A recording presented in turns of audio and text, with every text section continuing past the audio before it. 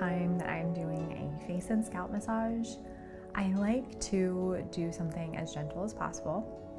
And something that can be really great for the nervous system is just cupping the ears to start. Really encouraging your client to focus their attention, their energy on themselves, and just focus inward a little bit.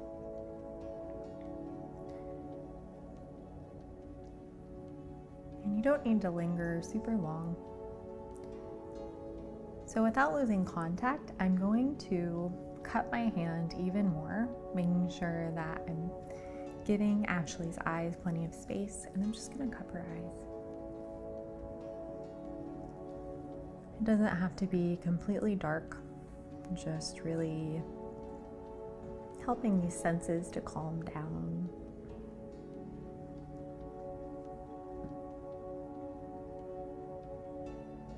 And be sure that you're not blocking the nostrils as well.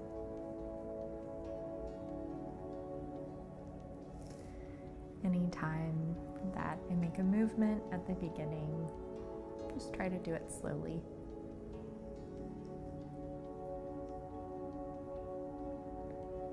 And sometimes it can feel really good to just do a few passes.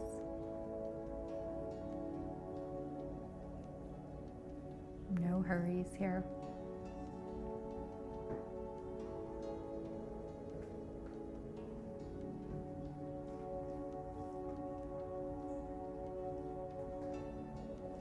Making sure that my hands are not touching Ashley's eyelashes. She can just relax and enjoy.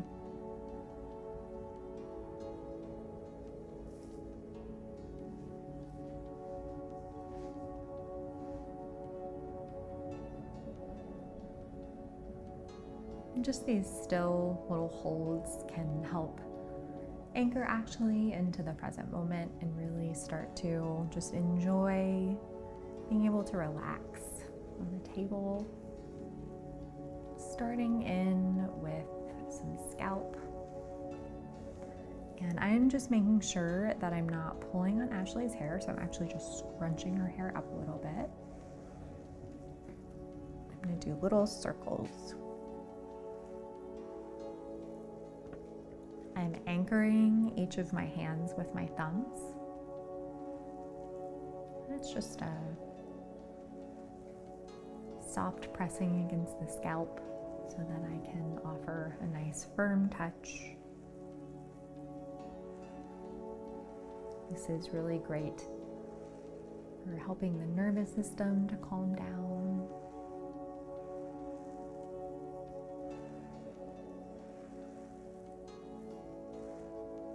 More focused on the nerves on the scalp than the soft tissue right now.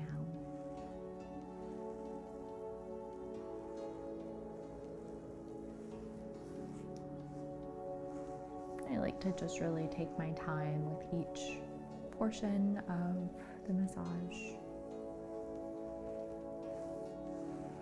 If you feel your fingers start to snag on some hair, you can always just take a minute and adjust.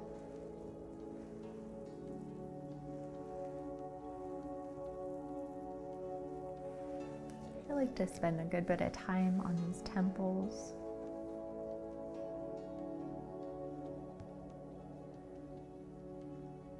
Focusing on the soft tissue.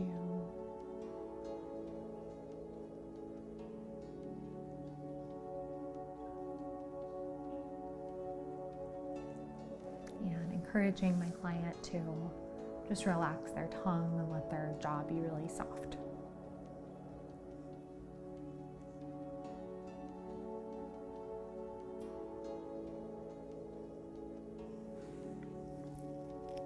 I like to wrap my 2 fingers around each ear, and you can just throw in a few little pauses here and there, just anchoring your client.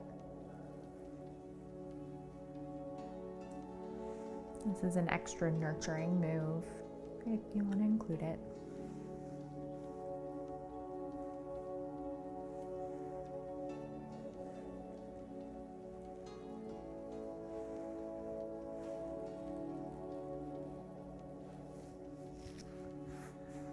Some people love having their ears worked on, other people not so much. You can do just little circles.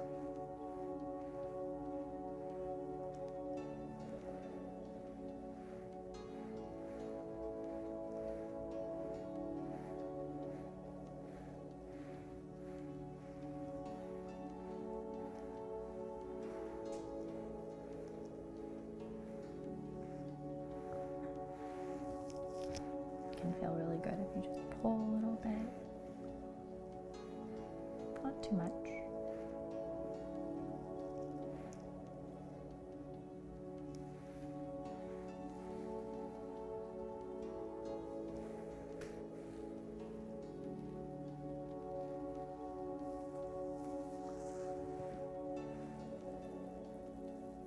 And just a little more scalp for both sides before I turn the head, and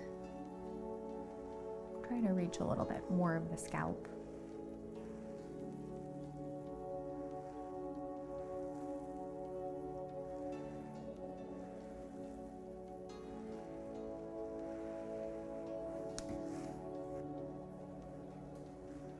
Before you do a lot of scalp on someone, especially if it's in the middle of the day and they're coming from work, you want to make sure that they're okay with messy hair and also their makeup being moved around a little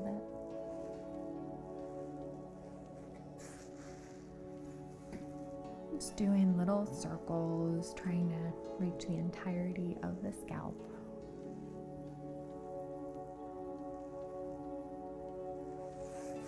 And if you are someone that is really curious about just doing scalp massage for fun, for friends, and you have no idea what you're doing, like, don't worry, it's all going to feel amazing. A pretty fail-proof area to work. Just so long as you're not pulling the hair in a way that doesn't feel good.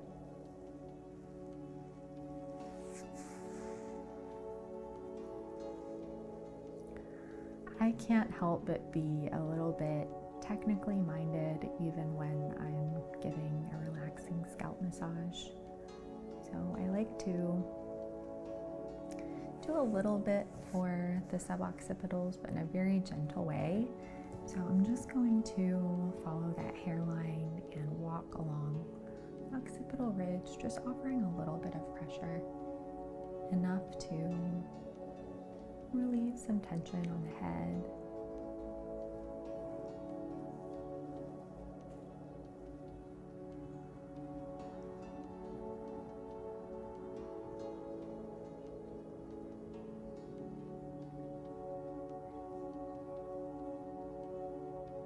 Making sure that Ashley's head is supported as I work. And I'm going to do some really relaxed strokes across the occipitalis.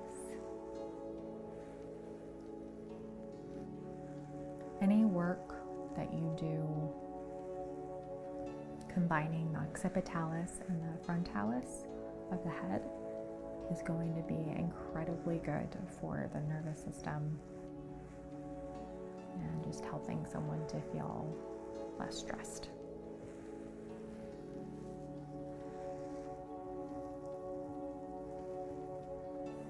Working the soft tissue on the head a little bit more, and the whole time just making sure that Ashley's head is supported, making any adjustments I need to as I move around the scalp.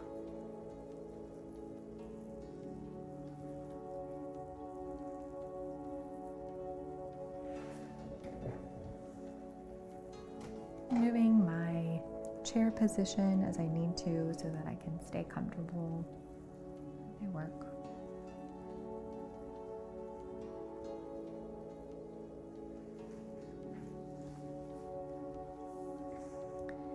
And just gently turning the head, and we're going to do the left side.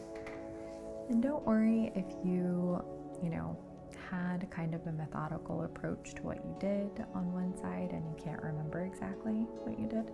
Don't worry. I'd say just work organically and pay attention how things feel more than getting in your head about it.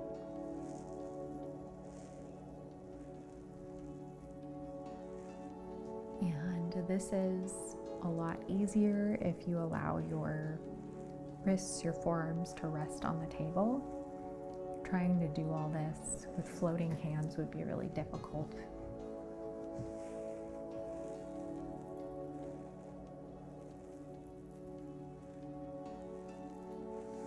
You don't really have to offer a lot of pressure with your opposite hand, just enough support so that your client can really relax, not have to hold their head in place.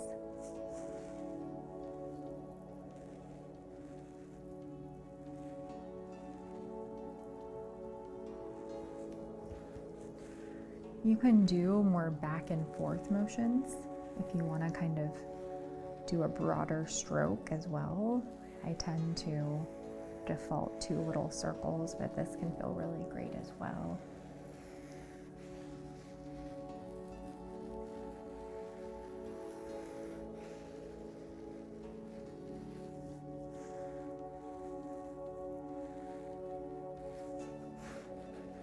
And don't be afraid to turn the head a little more if you want to reach just a little more of the scalp.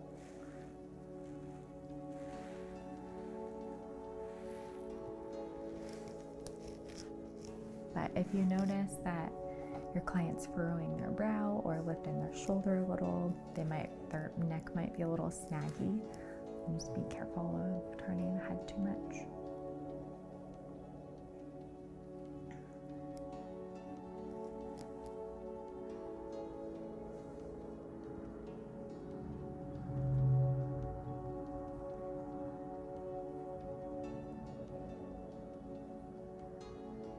And with these compressive circles along the occipital ridge, I'm being a little firm but pretty gentle.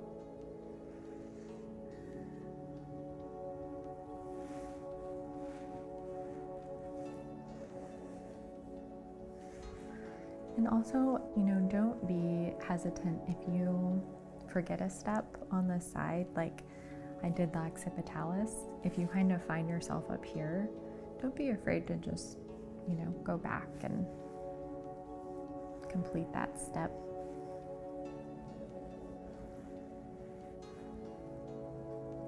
Or you can skip it, up to you.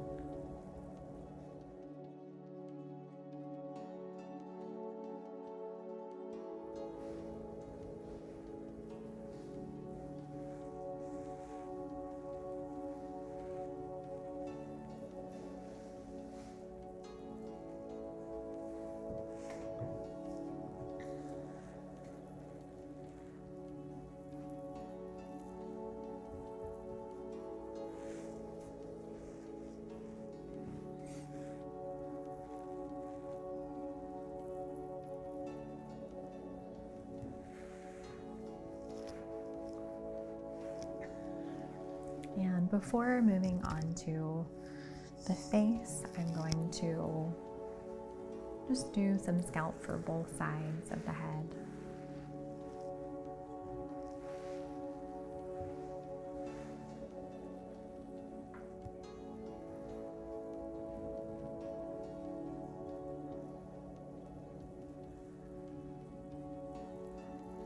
I'm going to start crossing over this hairline.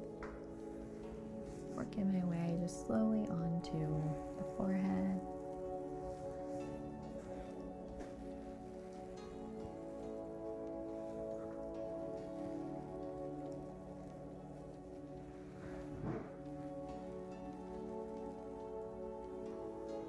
And when in doubt, just go to the temples and just very subtle, compressive circles here can feel amazing.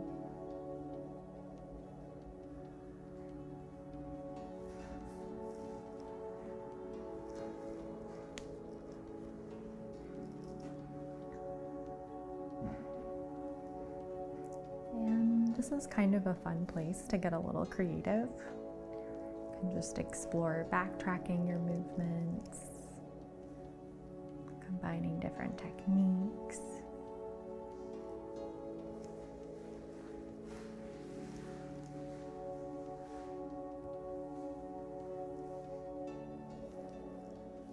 You'll notice that anytime that I kind of transition to a different part of the scalp or face, I walk my hands usually so that I'm not losing contact. And I'm just going to trace these eyebrows.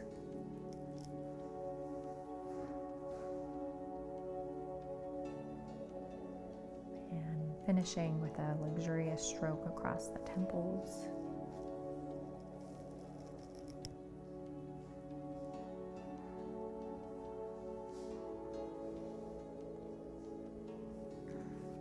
This area of the face is extremely sensitive, so it's gonna really impact the sinuses.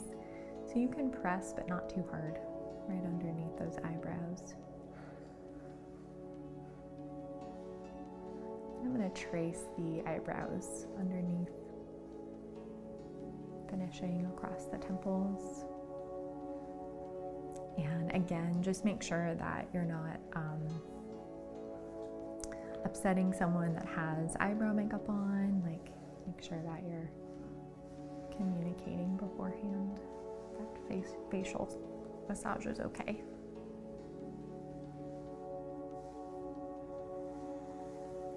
One more time underneath, just holding.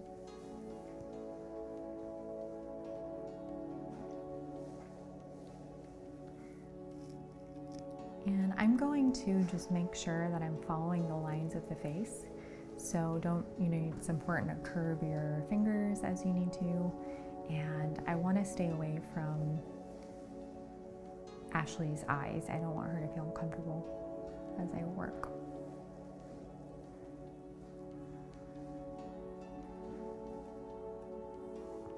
The temples are a great reference point whenever you're finishing these kinds of strokes. Working the soft tissue on the face.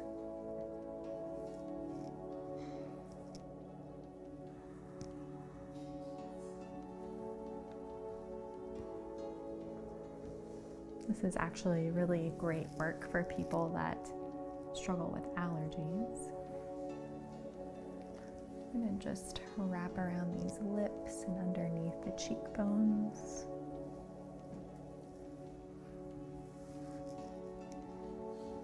And this is also great for anti-aging, natural collagen production of the skin.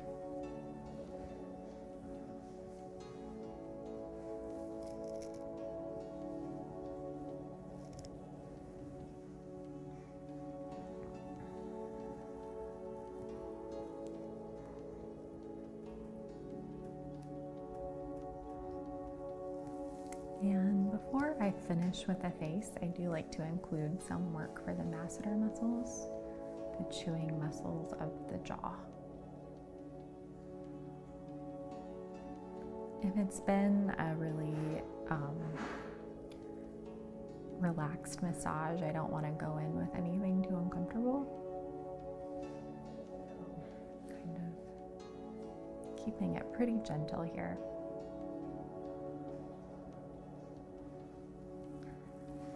It can feel really nice to go underneath the chin. This is really great for the thyroid as well.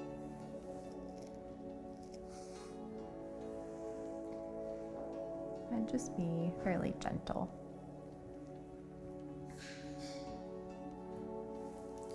And you can just find however way you'd like to finish. I like to just backtrack my way up the face.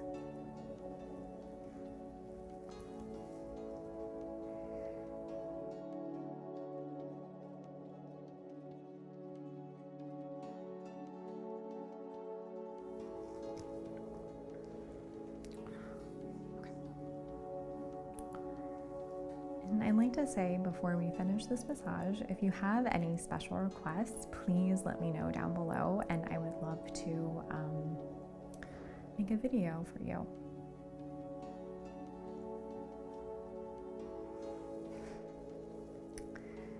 And just as gracefully as possible, kind of working my way back up towards the scalp and finishing how we started. Some nice relaxed strokes.